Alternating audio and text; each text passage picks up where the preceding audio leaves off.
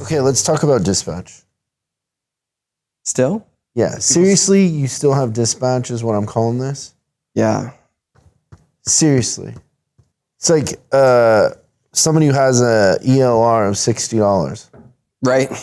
From what were you, like, from Ford? Ford was president? Like if Gerald Ford was president when that ELR was in vogue, you might need to do some adjustments. Yeah. Same thing with dispatch. Like, why would you, first of all, let's talk about why dispatch doesn't work. Because once you're past like 10 technicians, it's humanly impossible for one person to keep everybody going. Second of all, I never hear of a dispatcher working 6 days a week. So if you're open on Saturdays, gotta have an alternative anyway, right? When, like, everybody always talks about that one amazing dispatcher, like, completely forgetting that the terrible dispatcher they have is in the room. Yep. There are 6 dispatchers in the Hall of Fame. You experience that all the time where you're like, oh, you know, the dispatcher's there, you're talking about dispatch, and I'm like, dispatch doesn't work. They're like, well, we had this one guy, Tom, he was really good, you know, he kept everybody busy, and it's like, yeah, well, Tom's dead, and, you know, Pablo here or whatever, he's not gonna make it. Right. So dispatchers, it's you have all this work funneling through one constraint, and it becomes a constraint. For sure. Yep. And it's inconsistent, right? Why? Why would you have a dispatcher? I'm trying to understand why people still today. And what's a dispatcher make? Oh, that's a good question. Like on the low end of dispatchers making 50K? I was thinking 40 to 50 and then for sure. There's probably dispatchers making 100K because people just don't know what they're doing. Yeah, and they've just they've survived. Or they've been the there forever, or they're the shop foreman dispatcher or whatever. So I feel like that happens a lot. It's like dispatch is a place where old techs can go to die sometimes. Like when their hands aren't letting them work on cars anymore and they don't want to be the foreman anymore, they go to dispatch because they understand how the shop works, I think is the theory behind putting them in there. And usually what happens is that your high-level technicians make a decent wage, right? So they put them back in dispatch saying, we'll pay you what you made. And that's how they get to that point. I think normally from what I see, it's a 50K a year job. So 20 years ago, I was getting rid of dispatch everywhere I went. Like, I would make the dispatcher, this was my move when I would go into a service department. Guess what I would do with the dispatcher before I tell you? Every time I did the same thing, like shuttle clockwork. No. Believe it or not, most of the time, dispatchers aren't that outgoing. Warranty administrator. No. I'm surprised you don't know this. Have you ever met a dispatcher that's super outgoing? Most likely. Like there might be that one, but in general, not super outgoing. They're usually crabby. Introverted. Yeah, they're crabby. Just the job alone makes people crabby. Yeah, because no one's ever happy. Have you ever known a happy dispatcher? You're going to pay $50,000 to have a guy be miserable. Yeah. And pile more work on him to make him more miserable. So you're going to create this constraint that's miserable, that never smiles, that's introverted, isn't outgoing. It's a constraint. It's an expensive constraint. Extremely. It's like, pay me $50,000, I'll come to your house and I'll put a little wedge in your door so you can't open it. That's what it feels like, why people have dispatch. And then you pay that guy every day to put a wedge in so back to your my door. question. Everywhere I went, always dispatcher going away, but I would put him somewhere. I wouldn't let him go. Would you put him in charge of detail and recon? No. Like, I don't even understand why you would think that. I don't know, because you said it wasn't going to be a customer. Most of the time, dispatchers aren't handy like that. Okay. Like, that's another thing. How many dispatchers have you known that are good at quality control? I've had a couple. Once again, it's old Tom, the dead guy. Yeah. But no, they're not. So you put them in quality control? They can't, the thing is, they can't quality control because they can't leave their little booth. Yeah, they're locked in there, aren't they, a little bit? Yeah. Such a terrible idea. I don't know who thought of that. Didn't AdCon or whatever do away with that like 40 years ago? Oh yeah, they went to lateral support back in the 80s, I want to say. Yeah. What's going on with people? What was wrong with that? Lateral Tied support. to it as an industry. I have 3 things, and one of them is lateral support Yeah. that are better than a dispatcher. Okay. I can guess another one. Okay, but let me tell you what I would do with them. Okay. I'd make them internal advisors. Yeah, that would work. Yeah, it worked great. And guess what would happen to the hours in the shop? They go up. They would go up. And we'd sell more, and the advisor, like, we get rid of the constraint. Hours in the shop would go up by eliminating a constraint. Yeah, that makes sense. It's business 101.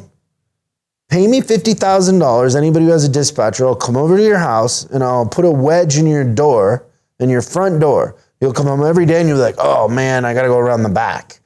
And for a year, you can go around the back, and then the following year, pay me 60 grand because I'm going to want to raise. I'll come over and put a wedge in your front door again. And every time you come home, you can hit the front door and go, oh man, and walk around the back. I'd probably hit my head on the door, actually. That's what having a dispatcher is like. I don't understand. Okay, Yeah. I got 3 things that are better than having a dispatcher. Okay.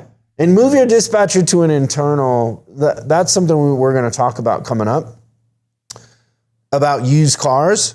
And we'll talk about an internal advisor when we do that. Okay, the first thing you can do that works better than a dispatcher, and tops it costs $25. You can save 49,000 whatever. 49,975. Yeah, because you're gonna spend $25 on a rack. You know those racks you can put ROs in That spin? And you put them in the You don't like just the spinny a ones? flat rack up against the wall, and you put them in there in the order they came in, and the techs come and get them in the order that they came in. They're organized by RO number? No, by however the advisors put them in order. So there's a way already that they're organized and could be dispatched accordingly? Yeah, like you can do it a bunch of different ways. You can just do it as first come, first serve. So whenever the advisor puts it in there, you could split the shop in half and have odd numbers and even numbers on one side. $25. If you need 2 racks, $50. Right? Yeah, it's pretty cheap. More and you only have to effective. do that once. You don't even have to buy a rack a month. What about digital dispatch? I think electronic dispatch is doable. You still have to have somebody massage it a little bit. But for $50,000, would you massage it a little bit? Yeah, what of kind course. massage would you give me for $50,000? I don't think that we can talk about that on this podcast. Let's be very, very specific. What kind of massage would you give me for $50,000? A deep, deep tissue massage. Yeah, so you could figure out skill levels, op codes. You could spend for $50,000. You could spend a weekend figuring out your op codes. Yeah, for sure. Right? Agreed. Okay, so we got a rack for $25. We got, and I don't know how much, depends on your DMS or whatever. But it's still hundreds, not thousands, to turn for sure. that system on. And then number 3, which really costs you nothing, is lateral support, which is the best of all 3 of these options. But all 3 of these are better than having a dispatcher. I don't understand. Yeah. Also, what happens, Christian, when a service manager has a dispatcher and the dispatcher isn't there? What happens? The service manager dispatches. Yeah, so you call the service manager, like, what's going on? Oh, I got a dispatch this week. Dispatching today. It ends up you're dispatching half the year because the dispatcher's got some rare disease. Yeah. Oh, yeah, They're out all they the do time. have an ailment. You're right about that. Remember this dispatcher I worked with that threw my ROs in the alley? Was a drunk. Yeah. I've told that story. Yeah, with the coffee. Yeah, so he would come in and make coffee before anybody, but he had a coffee thermos. Yes. So one of the other advisors called me in once when he was in the bathroom or whatever, and he goes, and he opens it and we smell it, and it's whiskey. He's putting whiskey in his coffee. Well, I think he's probably actually technically adding a little bit of coffee to his whiskey. 30 techs, probably, somewhere around there. You couldn't find any. All you were doing was calling your customers by 1 o'clock, telling them it wasn't going to see the shop. Yeah. That was it. You'd write them up and then tell them, good luck. See ya. You're Good old going into Joe. the hole. The guy's name was Joe. Good old Joe, the drunk. Yeah, he's not motivating anybody.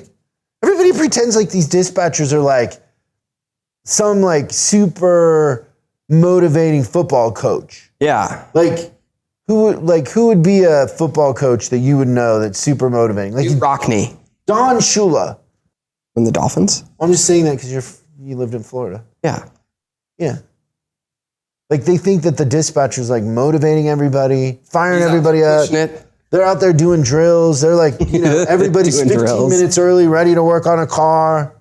No, your dispatcher shows up, sits in his little booth, barely fills out a log sheet, doesn't know where anything is, probably never checks the special order parts. Right. Never, ever. I love that. $50,000, I'll come wedge your front door. It's a constraint. Yeah. It's also absolutely never their fault. Never their fault, ever. That's so funny, yeah. Yeah, so that's my thoughts. We were in a meeting and everybody still had dispatch. I don't even understand. They were clinging to it a little bit for sure, but I think there's a couple of people that were starting to make the turn. Yeah, I was. I've been kind of traveling. I've gotten to go to some rare rural areas. Is this your segue to a joke? It might be. I don't know. Christian's for sure. Gonna tell a joke. That's right. Here it comes. But yeah, I was at this bar in rural Oklahoma. 3-legged dog comes in. He says, "I'm looking for the man that shot my paw." I get it. Pretty good. A little corny. I'm glad they didn't spit energy drink all over me. Thanks so much for watching this clip of Service Driver Revolution. We're uploading new stuff every day, so make sure you subscribe and click the bell icon so you don't miss out. If you have a question you'd like us to answer on the show, call 8333-ASK-SDR and we'll answer your question on the show. That's 8333-ASK-SDR. For special deals on our books and training, head over to offers.chriscollinsinc.com. Now that's offers.chriscollinsinc.com. I'm Chris Collins, and I'll see you in the next video.